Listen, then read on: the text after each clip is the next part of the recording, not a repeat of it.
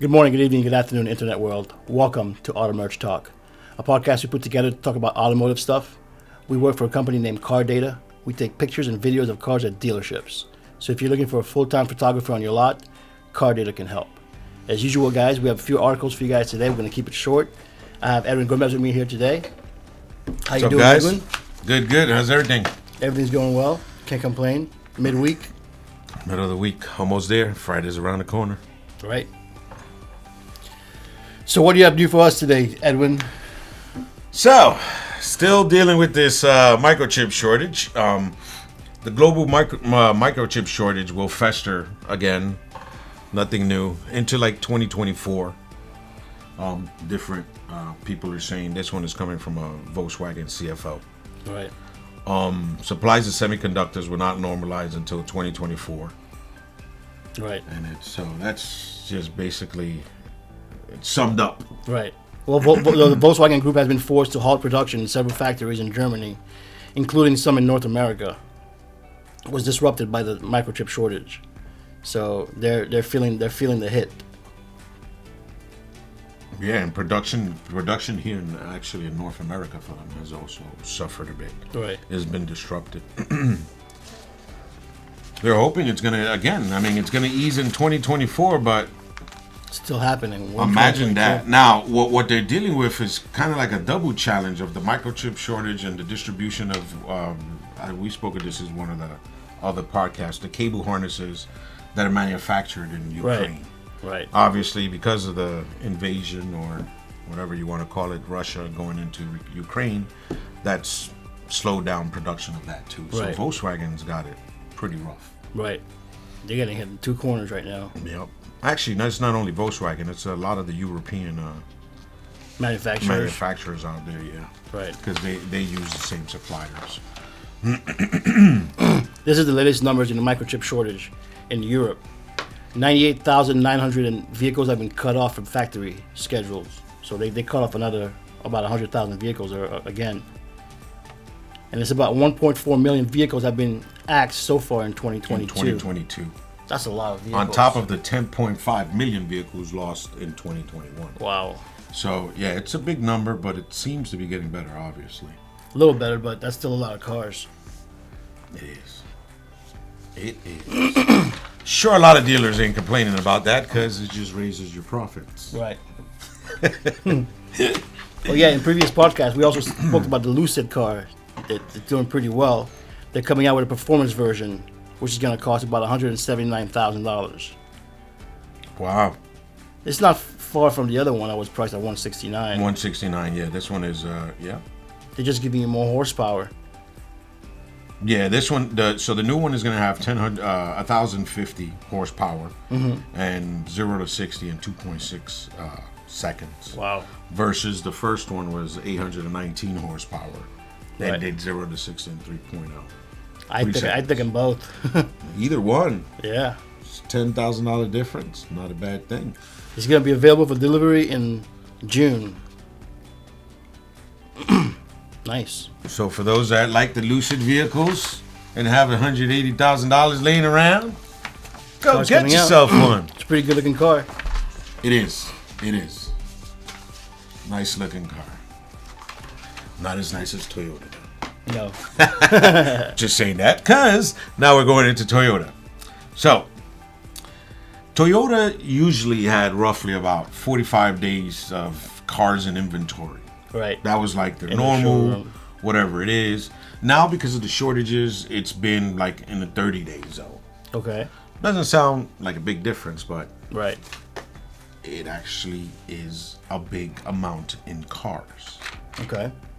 Now, they've actually been able to streamline they're saying that 45 day thing that they needed before. Right. They're saying they don't need it. Like, this has taught them that they can keep minimal inventory and make more profit. Okay. So they're gonna like kind of stick to this, and they're saying they might not even go back to the 45 days. Right. They might stay in the low 30s. Well, right now they can't even keep 30 days worth of inventory. Yeah, they cannot. Because right now they only have 17 days worth of inventory at hand as of March. So they're trying to double that. but they're having a hard time. But like I said, with the low inventory levels, Right, they're making more profit. they're making low inventory levels, low incentives, reduced inventory cost. Right. That just translated into higher profit.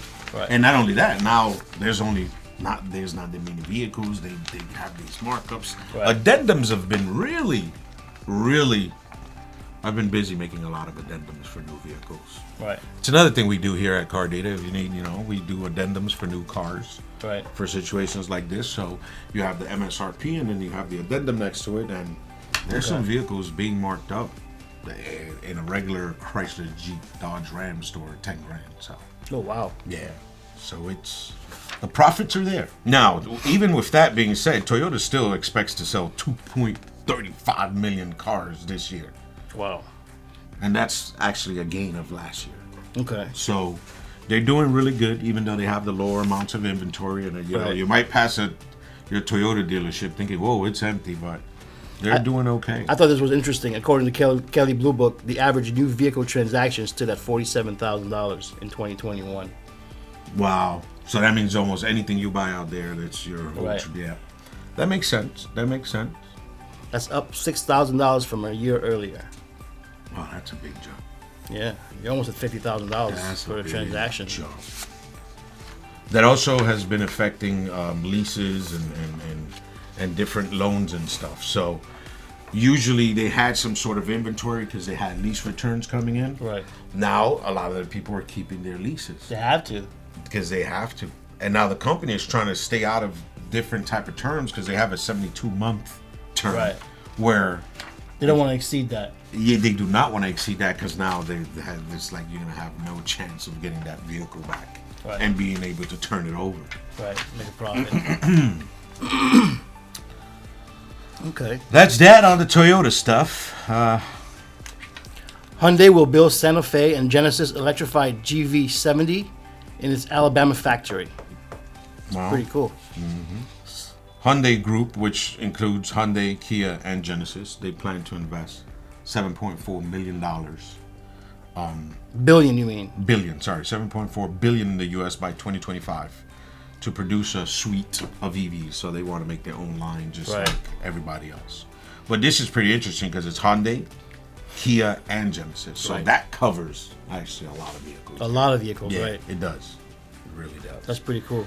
Hyundai brand's sales slipped 4.5% in the U.S. in the first quarter. Okay. But the EVs have remained strong and represents about 16% of the brand's overall mix in sales. Okay. So that's good. They're getting their fingers in there into the EV market. Okay. The Genesis GV70 and the GV80 is doing pretty well too. They're actually doing really well. They've increased 43% in the first quarter. That's crazy. And March was the best ever month for them, representing a 16th straight month growth. Right. So the Genesis, I don't know, it's just been going up I know. for the last. I've been 16 seeing them a lot months. on the road though. Have you? I honestly, I gotta say, I haven't noticed. I was reading over this article and I was actually pretty surprised because that's 16 months of growth. That's Right. That's a big milestone. That's a big deal. Yeah, that's a big deal. That means they're doing really well. And there's actually, they opened up. Oh man, sorry guys, I read it somewhere and then I lost it. That they opened up a standalone Genesis dealer. Oh, they did? Oh, there you go, in Lafayette, Louisiana. You're right. Genesis opened its first standalone U.S. store in Lafayette, Louisiana. Which means it's not going to say, like, now it's Hyundai Genesis. You Right. go there, it's just Genesis. Genesis, right. So that's the pretty first cool. store. Yep. Hyundai. Everybody's getting into this. Toyota, Hyundai. Right. Elon Musk better watch his. Going back to Toyota. Oh, what's going on with Toyota? If you're looking at the bZ4X EV 2020, Wait. Say that again. the bZ4X EV, That was pretty good. yeah, 2023 Toyota. It's a good car. It's going to go on sale this month. By the numbers. Okay, so you want to go over the numbers. 5 is the number of seats, doors, and USB ports in the bZ4X. Okay, so it's going to be Right. 4 doors in the hatch. Right. 5 USB ports. They should have told us if they were USB-C or not, but I know. That's a good point. It is. 6.5 is another number. Right. The number of seconds it takes its all-wheel drive version to accelerate from 0 to 60. 71.4 and 72.8 is the battery size in kilowatt hours on the front-wheel drive and the all-wheel drive version. Nice. It's going to have a combined produced power of 214 horsepower. Nice. So sounds really good. It's got a range of 252 or 228, depending on the model you get. Okay, and that's normal. That's not bad. The Limited comes equipped with 20-inch tires instead of 18-inch tires and ventilated seats. Pretty cool. Ventilated seats are actually pretty cool. They are pretty cool. My wife's car has it, and they actually are pretty helpful. They are. When it gets hot. They're 7,000 is the amount of cars, the amount of bZ4X they're gonna produce in the U.S. That's not a lot, man. In the calendar year of 2020.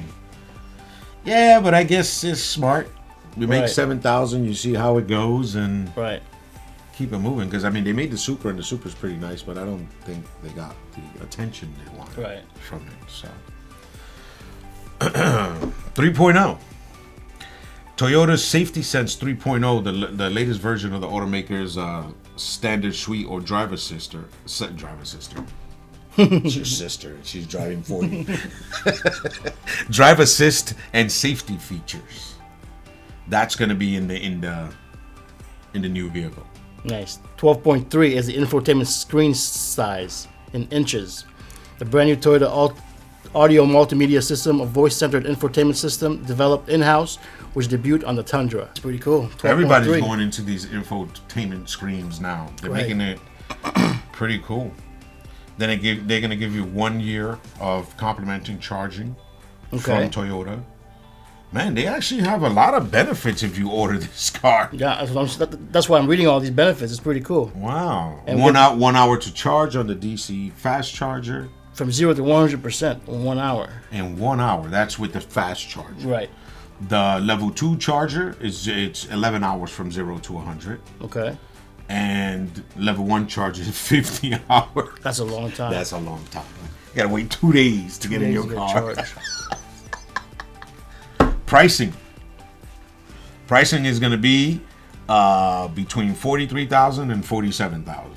Okay, depending on the model you get. Depending on the models, yeah, because the four-wheel drive XLE is going to be the $43,000 one. $47,000 is going to be the limited all-wheel drive bZ4X AWD. There you have it, guys. The bZ4X. If you're looking for that for EV, bZ4X. check it out. And for a final article, GM is ramping up for EV production. Reaches cobalt supply deal with miner Glencore. It's a company, I believe. Yeah, it's a mining company. They are going to be mining for cobalt. Right. Cobalt is what provides EV batteries with the energy density that increases the range of electric vehicles or whatever. Okay. So I guess it's just one of the precious metals needed to make the batteries for these electric vehicles. So this is a big thing because so now Ford also on Monday signed a preliminary deal with to buy lithium from Lake Resources facility in Argentina. Okay. So everybody that's making these electric vehicles now are now looking for these different mines or these natural resources that we need to make. Right. That's pretty cool. So that's, that might help a lot with jobs and stuff, I guess. Right. I mean, I don't know about that part of the business, but I've never heard of mining for this stuff before. Right. And definitely not on this level. Right. Because everybody's getting in it globally. GM, Ford, Hyundai. Everybody's so going to be, It's and cobalt is a metal that makes up 0.001% of the Earth's crust. Just so you guys know. That means there's a lot of it. Sounds like a little bit, but that means there's a ton of it. Right. We should be able to be making batteries for our flying cars. Right. So there you have it, guys. Few articles for you guys to have. Hope you guys liked it. If you like what you hear and like what you see, like and subscribe and comment below. It helps us grow. Other than that, we'll catch you guys next time.